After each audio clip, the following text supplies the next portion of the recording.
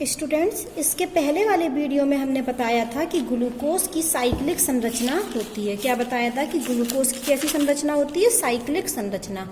और साइक्लिक संरचना में भी कार्बन बन पर हाइड्रोक्सिल समूह का विन्यास के आधार पर दो संरचनाएं होती हैं। देखो, ये साइक्लिक संरचना है ग्लूकोज की, ये भी साइक्लिक संरचना है। एक साइक्लिक संरचना को हम अल्फा ग्लूकोज कहते हैं और दूसरे को क्या कहते हैं हम? Beta glucose. तो ये जो अल्फा और बीटा रूप जो बनते हैं, ये जो अल्फा और बीटा जो रूप बनते हैं या अल्फा और बीटा में जो भिन्नता होती है वो केवल कार्बन बन पर उपस्थित OH समूह के कारण होती है।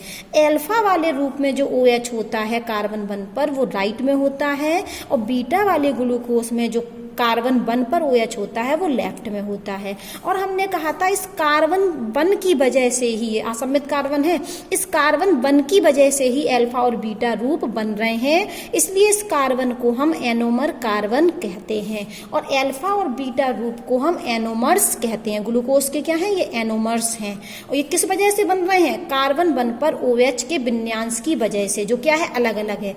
अल्फा में OH राइट में है और बीटा में OH लेफ्ट में है, इसलिए इस कार्बन को हम एनोमर कार्बन कहते हैं, क्योंकि इसी कार्बन की वजह से हमारे एनोमर्स बन रहे हैं। इतना हम पढ़ा चुके थे। फिर हमने कहा था ये जो साइकिल होती है, जो साइक्लिक होती है, 6 मेंबर्ड होती है। देखो 1 2 3 4 5 6 मेंबर्ड रिंग है। तो ये जो 6 मेंबर्ड रिंग थी इसकी संरचना पाइरेन से मिल रही थी। देखो पाइरेन में भी 1 2 3 4 5 6 मेंबर हैं। 6 में से 1 2 3 4 5 कार्बन है, एक ऑक्सीजन है। ऐसे यहाँ है 1 2 3 4 5 कार्बन, एक ऑक्सीजन है।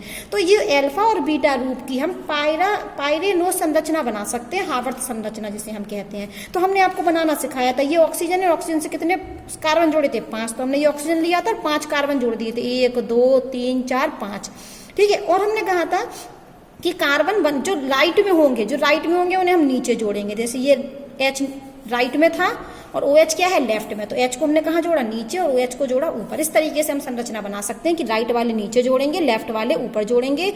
और लेकिन पांचवें कार्बन में ये देखो राइट में तो कुछ है नहीं, यहाँ पर H है, तो ये तो लेफ्ट में है, तो लेफ्ट वाला कहाँ जाएगा? ऊपर जाना चाहिए था। लेकिन CH2H ग्रुप बड़ा है तो ट्रिक है कि CH2H को हम ऊपर जोड़ते हैं। तो इस तरीके से हमने बीटा रूप का पाइरेनो संरचना बना ली थी और अल्फा रूप की भी पाइरेनोज संरचना बना ली थी। और हमने इसलिए ये पाइरेनोज संरचना है तो इसलिए हमने इनका नाम रख दिया था बीटा ग्लूकोपाइरेनोज। इसको क्या बोल दिया था? Alpha glucopyranose. और ये क्या लगा है? D। तो ये कौन से रूप है? D। क्योंकि D क्यों है ये? D इसलिए है क्योंकि 5वें कार्बन पर OH कहाँ था? राइट में, इसलिए ये D नेमिंग लगा है। और यहाँ प्लस का अर्थ होता है डेक्स्ट्रो रोटेटरी और माइनस का अर्थ लीवो रोटेटरी, दोनों प्लस वाले हैं। आज हम पढ़ने वाले हैं म्यूटा रोटेशन। क्या पढ़ने वाले हैं? म्यूटा रोटेशन। तो हम आपको यहां तक पढ़ा चुके थे, बीटा ग्लूकोज और अल्फा ग्लूकोज। ठीक है। और उनकी क्या पढ़ा चुके थे? पाइरेनोज संरचना पढ़ा चुके थे। तो हमने ये वापस आ गए, हम वही चीज यहाँ का ये हमने वापस से देख लिया। ये हमारा क्या है? अल्फा ग्लूकोपाइरेनोज है और ये बीटा ग्लूकोज पाइरेनोज है। अब ये अल्फा रूप है, ये बीटा रूप है। तो हम आपको बताएं कि जो अल्फा और जो बीटा रूप होते हैं वो इंटर कन्वर्टेबल होते हैं। मतलब अल्फा फॉर्म किसमें बदल सकता? बीटा में बदल गया। और बीटा किसमें बदल सकता? अल्फा में। तो अल्फा रूप और बीटा रूप इंटर कन्वर्टेबल होते हैं, ये आपस में बदलते रहते हैं। और स्थायी कौन सा होता है? बीटा वाला ज्यादा स्थायी होता है।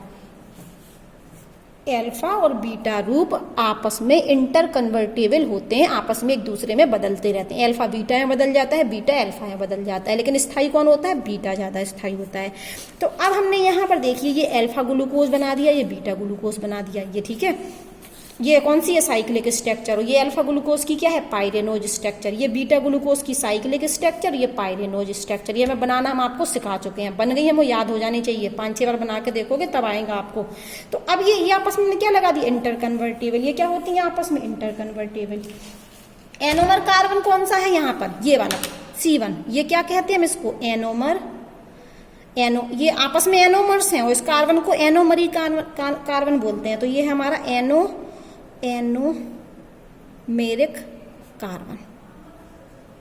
और इसमें ये कार्बन एनोमेरिक है क्योंकि इसी कार्बन की वजह से तो अल्फा बीटा बन रहे हैं। और इस कार्बन में सिर्फ क्या अंतर है? OH राइट में, कभी लेफ्ट में। यदि OH राइट में होगा तो अल्फा, लेफ्ट में होगा तो बीटा। या हम ऐसे बोलें कि रिंग के अंदर हो, OH कहाँ हो? रिंग के अंदर। ये हमारी रिंग है, ये देखिए ये रिंग के अंदर OH तो अल्फा, ये हमारी रिंग यहाँ है और OH कहाँ है रिंग के बाहर तो बीटा। ये भी तरीका है याद करने का।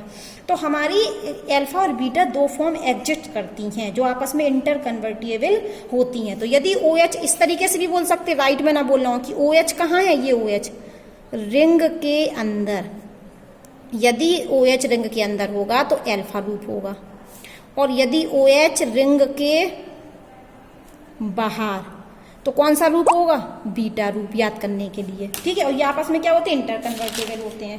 अब बहुत ध्यान से सुनना है, क्या सुनना है, बहुत ध्यान से।